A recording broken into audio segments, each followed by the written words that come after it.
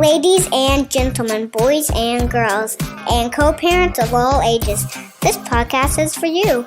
Introducing and centering the Amicable divorce expert, Judith Weigel. Joining me in centering today is Carolyn Pack. Carolyn is a mediator and a certified divorce financial analyst. And yes, doing finances for divorce is slightly different than doing regular finances. And then you move into regular finances, right, Carolyn? But yeah, there is a specialty on this. I love your philosophy. So you hit the three salient points that people need to deal with. One of them, not everybody likes to deal with, but as a mediator, you find it that it is your responsibility. You take on the responsibility to deal with the legal, emotional, and financial issues in a divorce. And it's the emotional part that is really tricky to deal with because we're not therapists, right? No. Yet the emotions, and there are emotions around money all the time, we must deal with them. And I really find that extra special that you do that. The other thing I want to mention, and then we're going to break everything down. The other thing I want to mention is that as a certified divorce financial analyst and a mediator, you also step out of that specific role that would just be you and the clients, and you provide support in the collaborative law model, and you provide litigation support. So I hope we have time. I want to go through all of this. I think you just cover all the bases, and I think it's fabulous. You're in the Seattle area, but you work outside of Seattle, correct? I am in the Seattle area, and I do focus most of my business in the Seattle area, but I do have colleagues across the United States that I trust with my own clients. Even yesterday, I had a consult that was booked from Florida. And it just so happens that I have an amazing colleague in Florida, so I got them connected. Yeah. Okay, so I find this interesting how clients even come to you. I know how they come to me. I am a mediator like you, but I also file. So attorneys refer me, therapists refer me, other mediators refer me for the filing. How do you get referrals? I think that my referrals are coming from other mediators and certified divorce financial analysts. Most of my clients, I feel like, actually, let me back up. Other colleagues that I've worked with in the past who know me, who know my personality, who knows that I am a champion. I want the best for my clients, that I care for my clients, and that I will work to make sure that they are happy. Like they are. Divorce isn't easy, right, Judith? Right. It's not easy for anybody, including us mediators who are in the middle trying to help navigate through all the emotions, all the years and history within that marriage. Because what took years to build this marriage, we are now step by step undoing those blocks. So I think that my old colleagues know that I'm thorough, that I'm caring, that I will take care of their family members. I recently had a colleague who didn't even contact me. He just sent his mother-in-law. And what a testament, right? And I absolutely love that. Right. Love that. He didn't even contact me. He still doesn't know that I've connected with his mother-in-law. But his mother-in-law and I met, and I try to meet every single one of my consults with care and compassion. I understand that they are going through their own crisis. So as I meet them where they are at, then it opens the door to have conversation. It opens doors where they may have been anchored on something. You know, they enter divorce thinking, this is what I want. This is what I'm going to get. And this is what I'm going to fight for. right? Exactly. But as we have conversation, as the stress levels are minimized, their minds are now open, they feel safe and secure, we can have the in-depth conversation of, okay, so what about this is important and why? And as they come to realize, you know what, it's really not that important.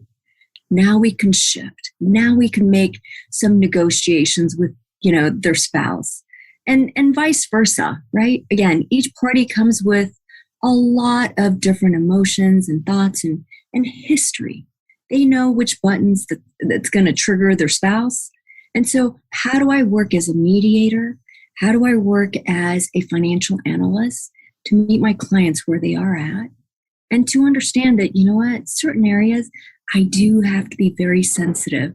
I have to gingerly move forward and help them to move forward. Or to say, you know what, for today, it's time to pause. I feel like we have a lot to think about. And hopefully the clients will go back and think through, okay, we went through this. This is an area we agreed to. This is an area that we tabled for now. Mm-hmm. Yes. How do we work through the item that we tabled? What am I willing to come to, the next conversation regarding this? Like, how can we come to an agreement on this? And I feel like my clients come back and say, okay, I've thought it through. How about this? Or how about this? Then we could have some room to move back and forth again. First of all, I'm completely calm listening to you, which if I were your client, I would love this. This is wonderful. You said a couple things that I wanted to follow up on. The first thing was, it really is not easy to be in divorce mediation. Those of us who do it really want the couple to come to terms. And you said champion. I love that word that you used, because it makes the mediator, I'm speaking for myself, but I know listening to you and my other colleagues, it makes us feel so good when we can see breakthrough, when we can maybe be the conduit for the couple being creative in a way that we might not have thought about. Mm-hmm. And so I just think that's lovely. And so, yes, it's a hard form of work, but it's so rewarding. Definitely. When you make headway. You help a couple make headway. And the headway that we make together is not just for the present. The headway that we make, the agreements that we come up with for the divorce, especially if they have children, is headway for generations.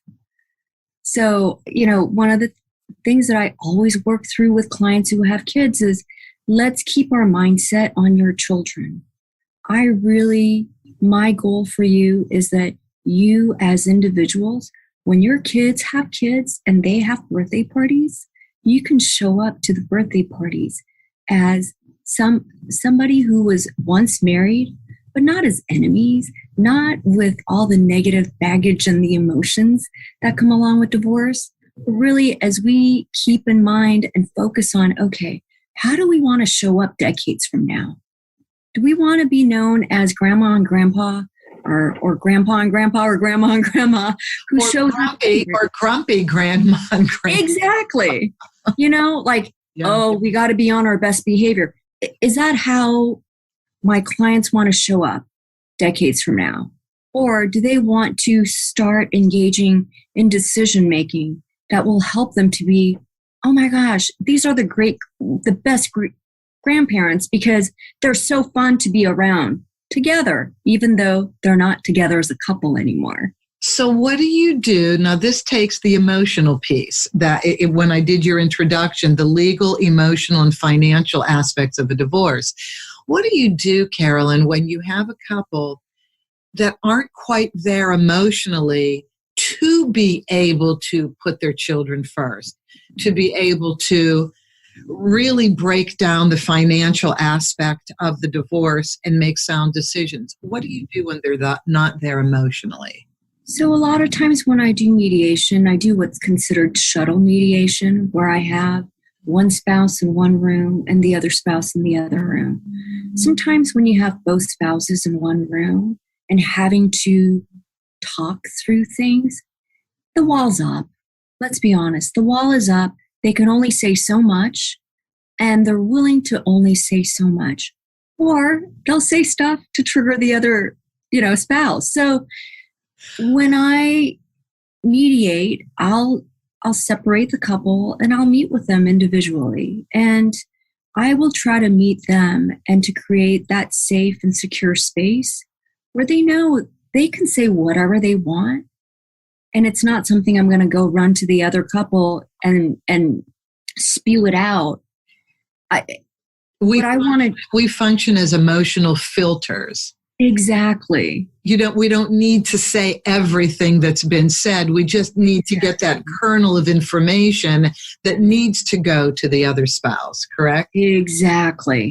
We are that conduit, right? Yeah. So as long as each spouse feels safe, even if they're not emotionally ready, let's be honest, Judith, in the divorce cases that we have worked, most of the time it's one spouse who really wants this. The other spouse is coming along for the ride. So sometimes it takes time for the other spouse to come to the same page. So I try to meet that spouse where they are at, try to work with them to understand that, divorce sucks, but the reality is it is moving forward. So how can I work with you so that you get what you need? That when you come out of this, it's not all anger and it's not all regret. Absolutely. We've all heard this philosophy that the best mediation is when no one's happy. And I said, that's ridiculous. No! That is ridiculous. The best mediation is when everybody feels they got something of value. Yes. Thank you. That makes me sad because in my mind, in my own, biases, I would say that's more litigation. You go in to get what you want.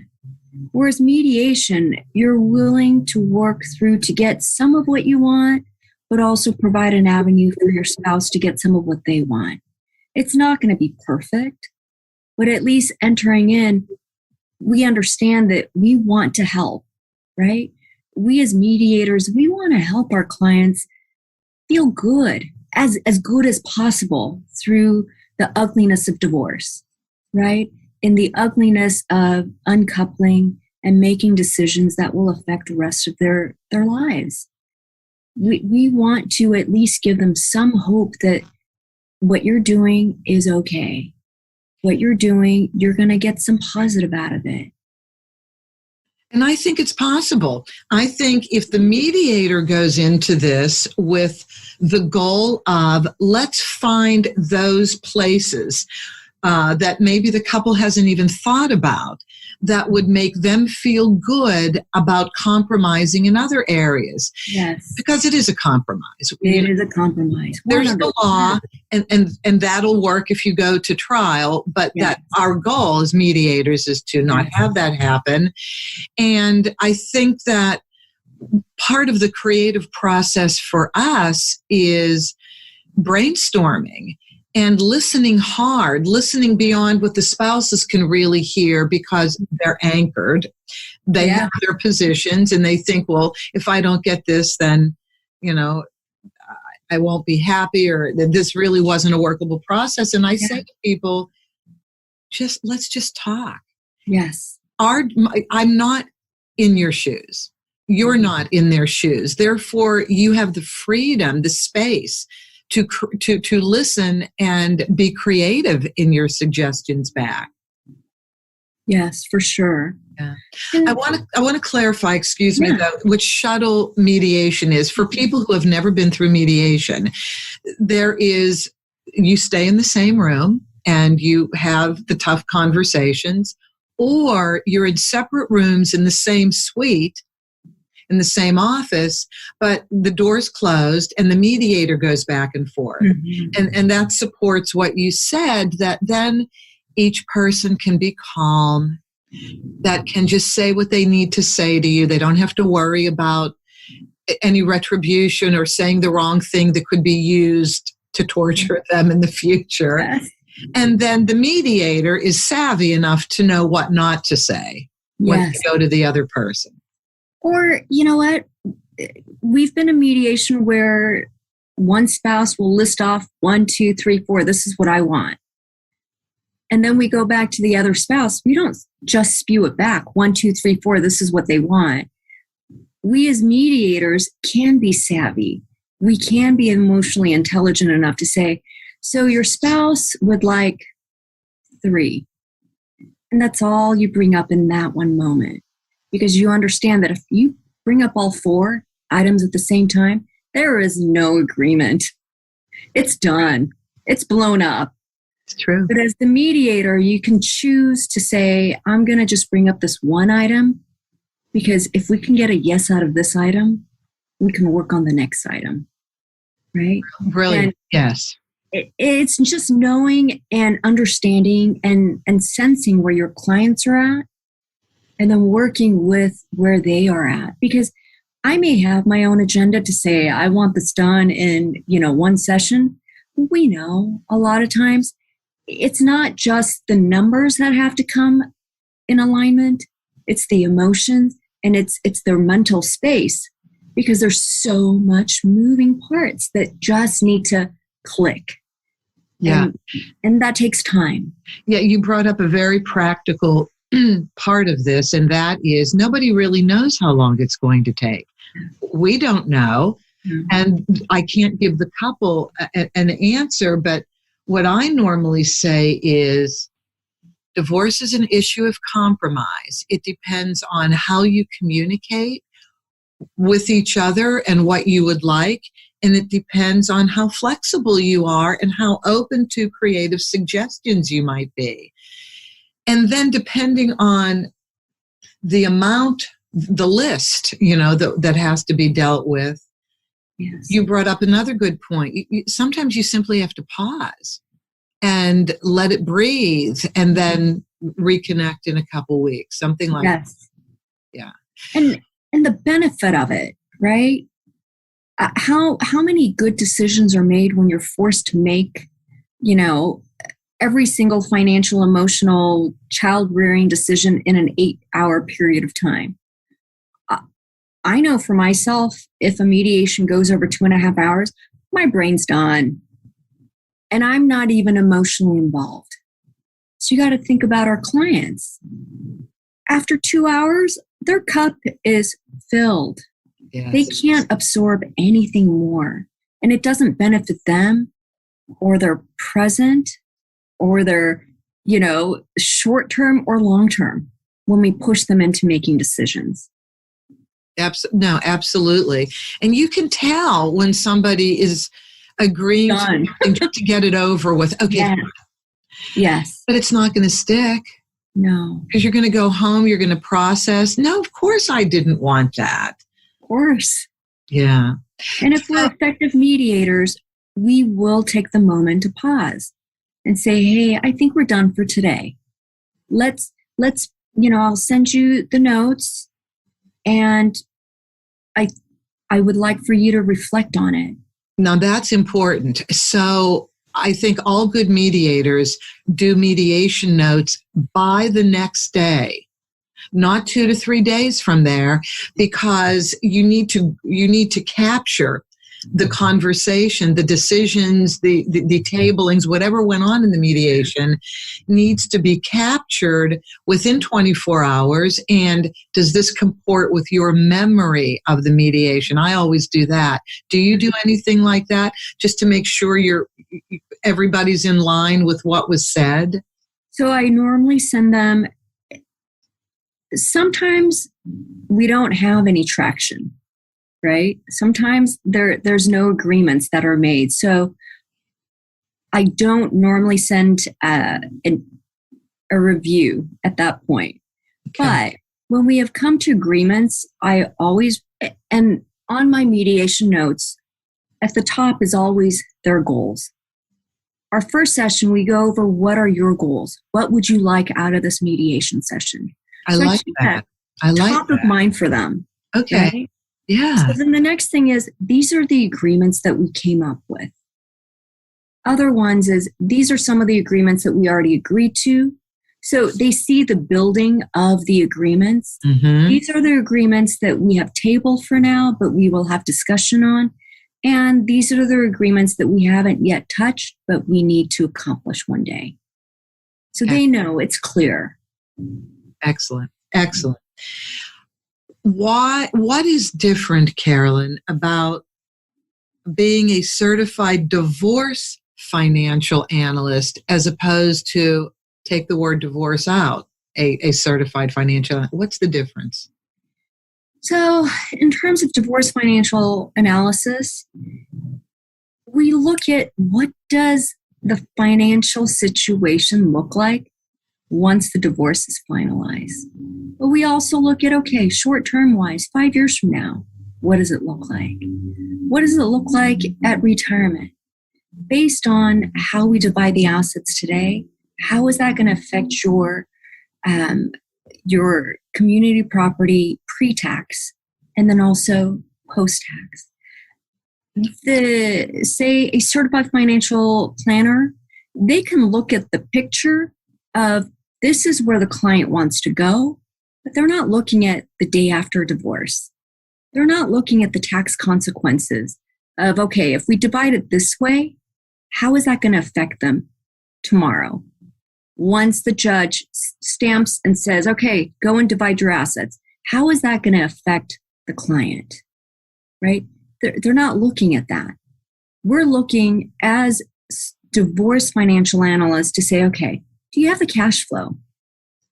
If you keep the house right now, can you afford to stay in the house? Can you afford to maintain and do all the lawn care, the, XYZ? Are you able to? We'll look at that. I work with my clients to make sure that their budgets work through the day after divorce. Because I've worked with so many people on the financial side post-divorce, and there's no cash flow. So now they're taking money out of their retirement accounts. Well, because there's no cash flow and they're taking out of retirement accounts, many of them are under that 59 and a half age. So they are getting double taxed. And nobody sat down with them to say, hey, if we divide up your assets this way, you're not going to have cash flow. If you don't have cash flow, where are you going to find that cash? Because this is what your monthly budget looks like. To have that heart to heart. Yeah, this made me think of somebody that I worked with in a mediation. It was a very, very emotional mediation. And these people were both in the financial field in different capacities, but this is how emotion can blind you. And it's something you just said about, well, if you can't maintain the house and your spouse was willing to let you have the house, but you really can't maintain it, and you're going to go into the 401k or whatever the savings plans were, yeah. Are you the double tax issue? Yeah. And so I remember talking to this brilliant person who was in the financial field and was agreeing to things that I knew were unsustainable. And I'm not a certified financial analyst. I was just doing easy math. Yeah. I said, oh my gosh, but you could easily drain. I mean, I'm looking at your financial disclosure statement. Yeah. But at this rate, you could almost drain this. I wasn't even thinking at that time, this was a while ago, about the tax implications. It's not even just the tax, Judith, because that's the immediate, right? You're getting double taxed immediately if you're under 59 and a half. If you take it out of a traditional IRA or, a traditional 401k. But it's the short term. So do you have the money to put it back into that retirement account within the next 60 days? Most likely not. And if you can't put it back, but you keep draining, when you come to the age of retirement, now where are you at? Because that growth, that compounding growth that you could have had, you just lost. It's a lose, lose, lose situation. Okay, so this client is in front of you. Yeah. How would you address the issues of you're biting off more than you can chew financially, and you're and you're hurting yourself for the future? So, but we're dealing with emotions now, and emotions bind us to logic. Yes. How do you deal with that?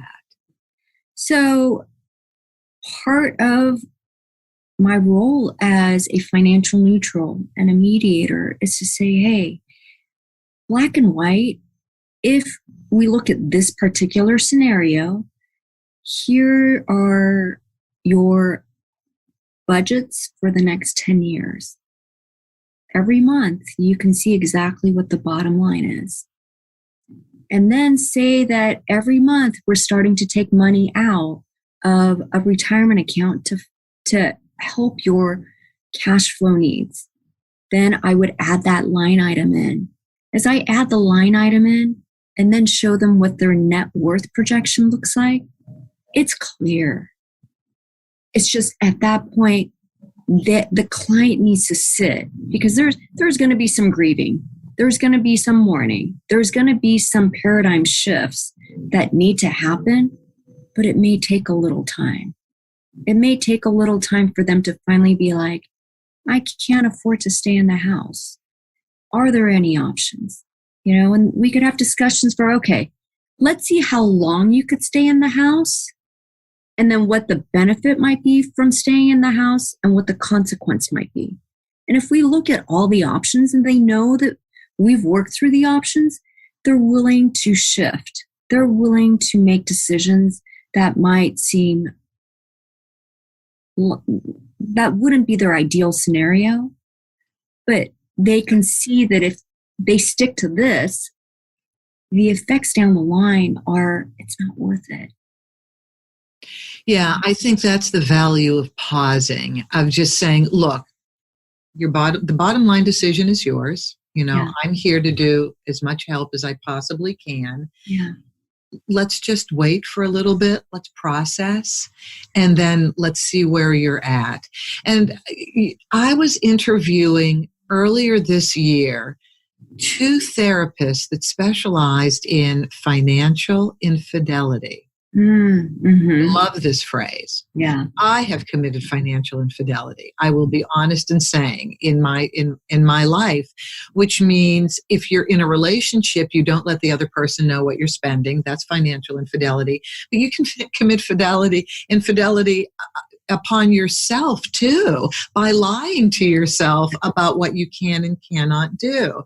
Yes. And so one of the therapists said in the middle of the interview something that has really stuck with me, and that was, I need as a therapist to shift the gratification you get from spending money to an increased gratification you get from seeing money grow.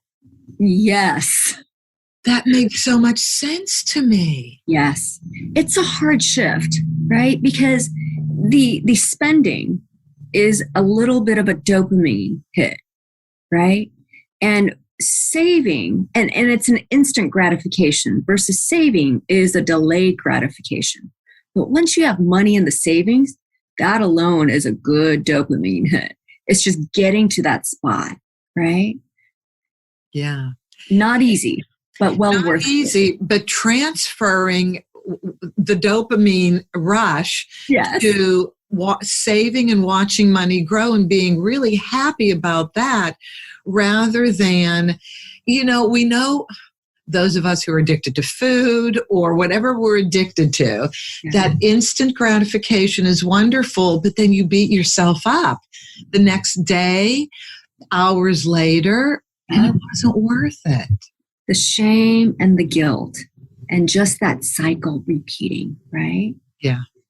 So for me in mediation, whether it's the emotional or the financial, it's my moment that I get to pause with my clients to say, okay, is there a shift that we can make right here to cause you to go down a different road and make that a successful road?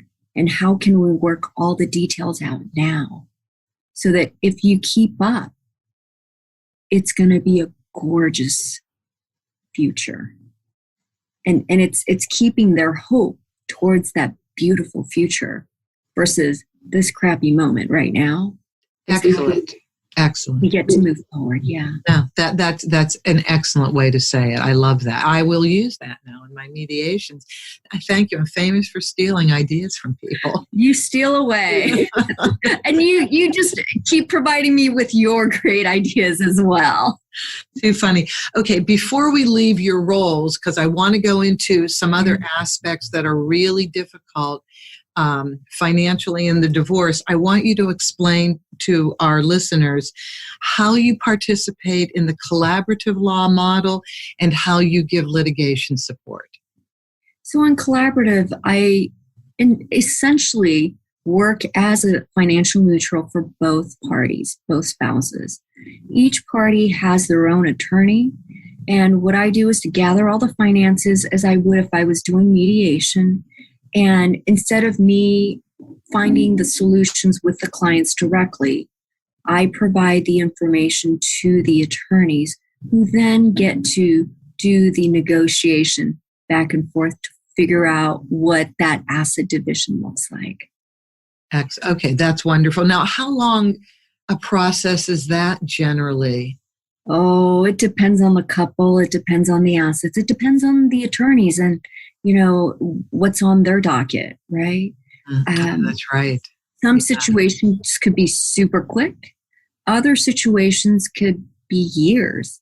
Again, I was talking to a colleague and she had one situation, I think it was 2 years. Yes. 2 years and still at it. So it depends. It really does. Okay, so and then let's look at litigation support. Do you go in and give testimony? How does that work? I can give testimony, but ultimately it's more of making sure that whatever the attorney and the client is agreeing to, it's going to work financially for the client. So let's take, for example, that client I was talking about who was 43 at the time of her divorce, did not have cash flow, and was taking money out of part of her retirement settlement award.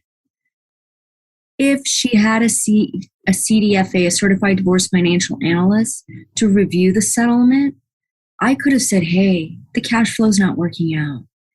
Getting the retirement accounts, it's great, but we need more cash. We need some more liquidity currently. Or we need to negotiate that you are going to receive XYZ more in spousal or XYZ in child support. And by the way, you paying a portion of the kids' education, their private education, at this point, you can't. That's putting you in the hole. So let's renegotiate. Let's ask for something a little bit different. Because based on the numbers, this is where we stand. This is where it's going to be in 5 years. This is what your retirement is going to look like. This is not a good settlement for you.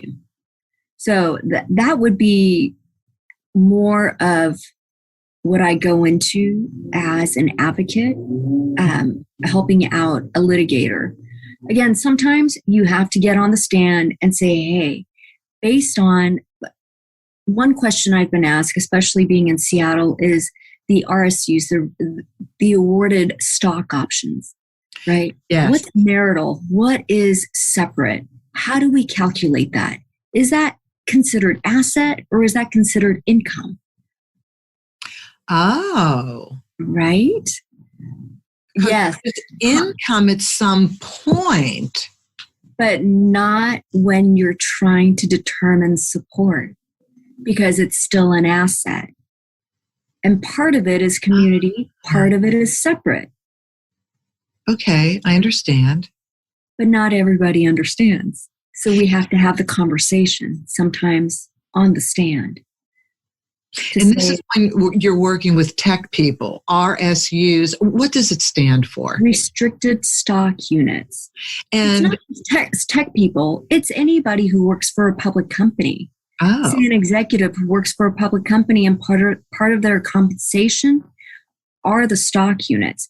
If it is part of their benefits package, it's one thing. If it's part of their income, it's another thing. Oh, So okay. getting down to the nitty gritty and finding, okay, give me the award letter. What does this award letter say? That based on your performance, you're going to get XYZ, or a private company went public and so you were awarded share stocks because it went public. That's not something that's going to happen every year. That was a one-time event. So we can't use that as income. That's just an asset. Okay, so what if stock is provided but held like in a little container off to the side, not available to you unless you work at the company for a year or Exactly. some baseline time? Then how do you look at that as part of a divorce settlement if that baseline, if that time is not up yet? So what was awarded during the marriage is community property. But there's a calculation based on the vesting schedule. Normally a vesting schedule is for 4 years. So the shares that have been awarded during the marriage, once vested, the spouse will divide it up based on the calculation. Okay. Of course, the award also is once a stock is vested, the company will automatically take the taxes out. So they'll. Oh, okay. Yeah, it's a little bit more detailed, but simply said, whatever was awarded when they were married is community, but only a portion will be awarded once vested. Because the vesting schedule is 4 years, so we have to figure out what is each share amount based on the next 4 years. Can any of those stocks go into the other spouse's name somehow if it's not vested yet? It can't yet, so it has to be a part of the divorce decree with it written out. The payoff time in the settlement agreement when it can come to the other spouse. Well, what if the whole negotiation, so you have the larger picture of everything, and this is just one piece of it. Well, what if that employee leaves and it never gets vested? And the stocks were part of equalizing the whole settlement, then it's unequal. And at that point, if it was done in litigation and it's unequal, then that was a chance that the other spouse took. Just in mediation, waiting for the house to grow. What if we have the market plummets and the house all of a sudden loses value? Something like that. Yeah. Okay. There are some risks, right? Okay. Yeah. And they have, both spouses have to be clear that most awards, stock awards, are based on performance. So if you meet, or if the company meets XYZ, then you'll receive so many shares. Now, if the share hasn't been received yet, whatever shares received post-divorce, that's all separate property. It's just the shares that have already been awarded and yet not yet vested. Okay. Once it's vested, then they could figure out how to split it. And the calculation has been set for the divorce settlement. You know, it's funny that, thank you, that was a great explanation, by the way. But it is funny that even the employee who comes in with this asset is confused. Yes. About how it works. Everybody seems to be confused about how it works. So for anybody that is in that situation, everybody's confused about how it works. I want to touch upon something else that is a real tricky part of a divorce settlement. And it's where people spend gobs of money figuring it out, but I see it's part of your bullet points on your website that you handle as a divorce financial analyst, and that is valuing the business. Yeah. One of the toughest of all. How do you It handle is. that? And it depends on each business. It depends on how is the business structured? Is it an S Corp? Is it a C Corp? Is it an LLC? Do they file their taxes through their personal taxes? All the different myriads, right? Okay. I have one therapist that I've worked with, and to value her business, because now she's an S Corp. She used to be an LLC, but she's an S Corp taking a salary. So how do we value this sole owner who's now an S Corp? So each business is slightly different in how we do the valuation. She is the business, right? If she stops working, can she sell her book of business? Technically, yes. But the value of her, because she is the business, it's a person, like service business, right? It's like us. We are the business, right? So technically, yes, we can sell off our business name. We can sell off our phone number if it's been around for years. Value, yeah. Our website, or we even our connections to our COIs. Right? Those are all things to take into consideration as we value it, along with the profits and losses. What does COI stand for? Oh, Center of Influence. People who are our referral sources, who are our partners. Oh. People, as we work with therapists, as we work with attorneys, they are part of our Center of Influences, right? Mm-hmm. We will refer business to one another. If the client fit is right, if the scenario fits, we have no problems sharing, clientele. Because sometimes as mediators, we could only take our client so far. Or instantly in the consultation, oh no, this is not a mediation situation, it's a litigation situation. For real. Yes. Yeah. So even in that, there's value, right? Because that relationship is valuable. Because there's been years of trust. And the trust that's been built is what brings in new clients. Because as, say, for example, the attorneys, if their schedule is busy, they're going to be like, this is a mediation situation. I don't want to get involved. I'm going to focus myself on the high conflict, litigation situations that will give me more billable hours than mediation. So, it depends on. Plus, there's only so much they can handle if they're really honest and they want to be able to service their clients well. There's only so much you can handle depending on the size of your firm. Yes. So, depending on the type of business, what the role is, how much of a percentage they own in the business, it could be simple to getting super complicated. When it's super complicated, I won't touch it. That's not my expertise because it would take more time to try to value the business. Do you refer that out to a forensic accountant? Yes. Okay. Or a business valuator.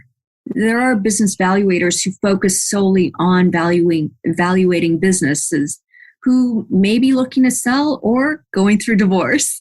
You know what? That's so important what you just said, because after I understood the cost involved with a forensic accountant, and they're worth every penny, it is so very hard to do, I thought, well, wait a minute. Businesses have to be valued if you put them on the market to sell, business brokers. So I actually had a conversation with the business broker for one of the episodes a couple of years ago. And I thought, well, and I'm thanking you. You're the only other person who has mentioned that could be another route to go. I mean, they are an essential partner. Maybe not one that you utilize every single time you have a mediation, but they are an essential partner for what we do if we want to serve our clients properly. if we can't value their business, we can't value what the assets are. We can't value what the support will look like. So when we want to do what's right for the client, we do as best as we can. But beyond that, we bring in partners to help do the stuff that's not, our forte or expertise, or it's going to take up way more time. Okay, so I have an example for you. So let's just say you're in Seattle. Let's just say Bill and Melinda Gates came to you to mediate their divorce. And we have Microsoft. Let's just say he was still with Microsoft day to day and Melinda started at Microsoft. That's how they met at a seminar. Do you bring in an attorney, or can you do this to determine whether that business is in any part a community marital asset? I would say for their situation, I would bring in the attorneys, just because even if Bill is not the chairman anymore, it doesn't mean the majority of his assets aren't part of Microsoft stock. Mm-hmm. Same with Melinda. They both have shares. And the personal branding of Bill Gates and Melinda Gates, there's a value there as well. So, do we want to touch that? Do we want to say just black and white, this is what their assets are?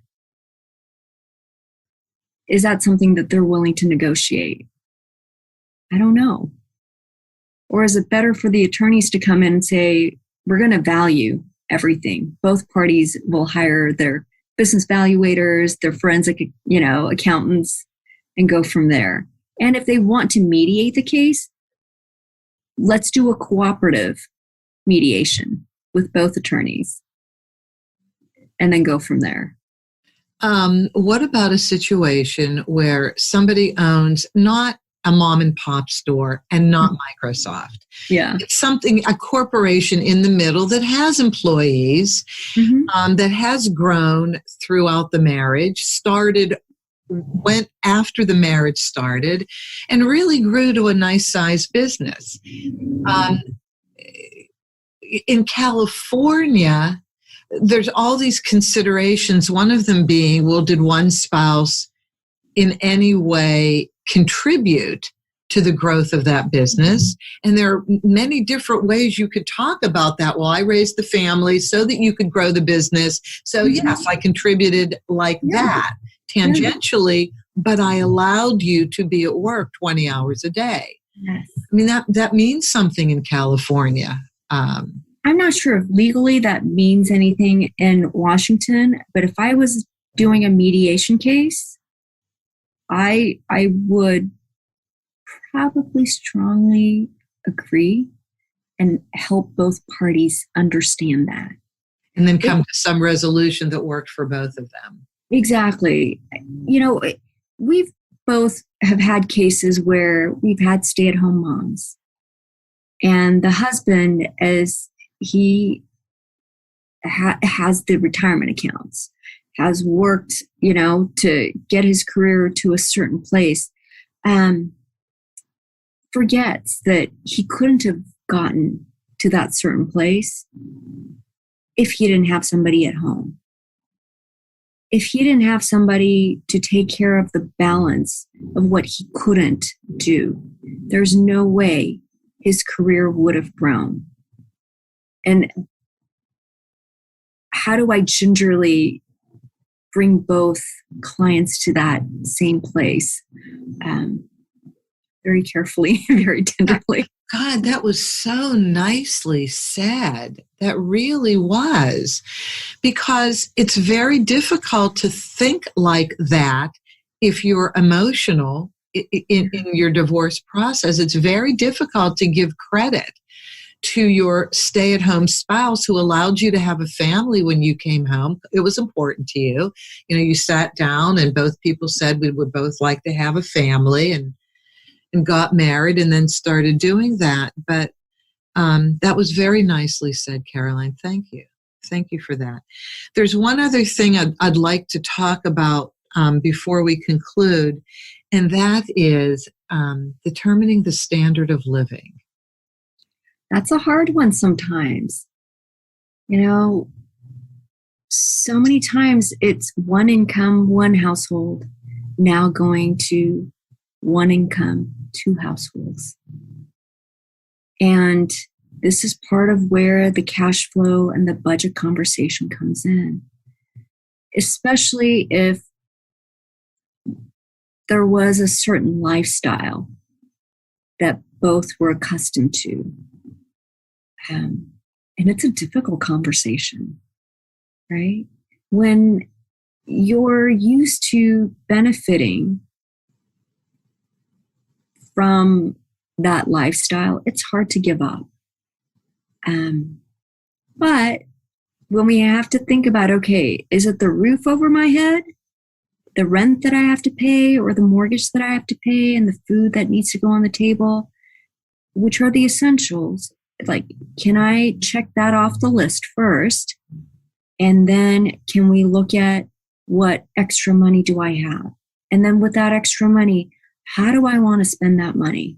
Because based on what you're used to and what you're going to get, it's not going to add up. Unless you end up getting a job that brings the income level to a certain point where you can still continue with the lifestyle. Within my mediation, I have to remind my clients that sometimes what was a lifestyle choice, you might have to pause immediately after divorce and for some time. The going out to eat, the types of restaurant that you go to might now shift, or how often you go might shift. The facials, the massages, the Medi Spa. Oh my God, you're scaring me. And I'm not even getting divorced. But those are things that we have to take into account, right? So instead of going to the spa and the massage every 2 weeks, maybe we pen it out to once a month, if that will work, right? Like, how do we creatively come up with a solution that doesn't feel like you've robbed yourself of all of your self-care, avenues, but yet still stay within the budget? Like, how can we creatively come up with a solution, knowing that for a little bit, things have to shift? I think that for the average person, not the enormously high net worth person, when we're talking about the high net worth, your lifestyle really doesn't change. There's so much money to go around. You couldn't use it anyway. Yes. When you were married, so that's a whole different situation. But for the normal person, that's just making high five figures, somewhere in the six figures, and was a single income. Yeah. Now we have two households, and maybe the non-working spouse, of course, has plans to get a job. So that's fine, but that might not happen to the extent and the earning power that would be necessary for that lifestyle. And so don't you think it's important to explain to people of the average Americans, neither of you are going to experience the same standard of living. It's not possible. You're taking one salary and putting it between two households as opposed to one. And so both people just have to understand that, correct? Yeah, and then work towards rebuilding whatever lifestyle they want to get to. Exactly, 100%. It's the hard conversation that we have to have as financial people with our clients to say, hey, we were going from one income, one household. Now there's two separate households, two separate budgets. How are we going to meet both budgets? how are we going to pay for two homes, whether it's a mortgage or a rent? How are we going to do that? And how do we also put together an emergency fund if there isn't one? All the little details that, it's a lot. It is a lot. I'm overwhelmed.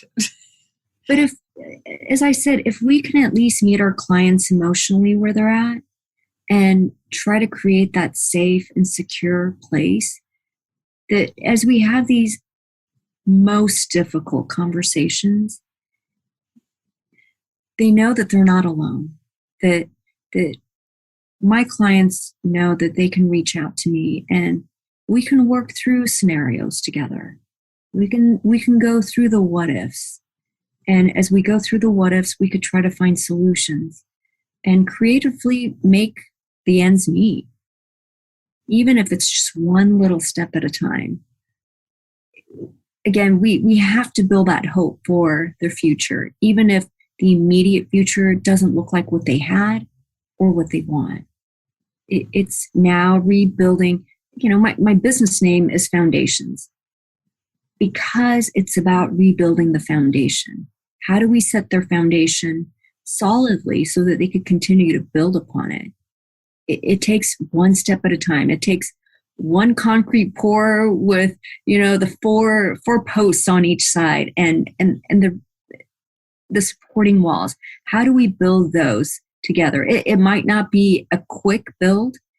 It might just have to be a slow and steady build, just one step at a time. But we can get there, as difficult as it could be. So encouraging. You sound so encouraging. I can well imagine what it's like in the middle of your mediations. Just the way you approach things is calm, careful, one step at a time. And that's what people need.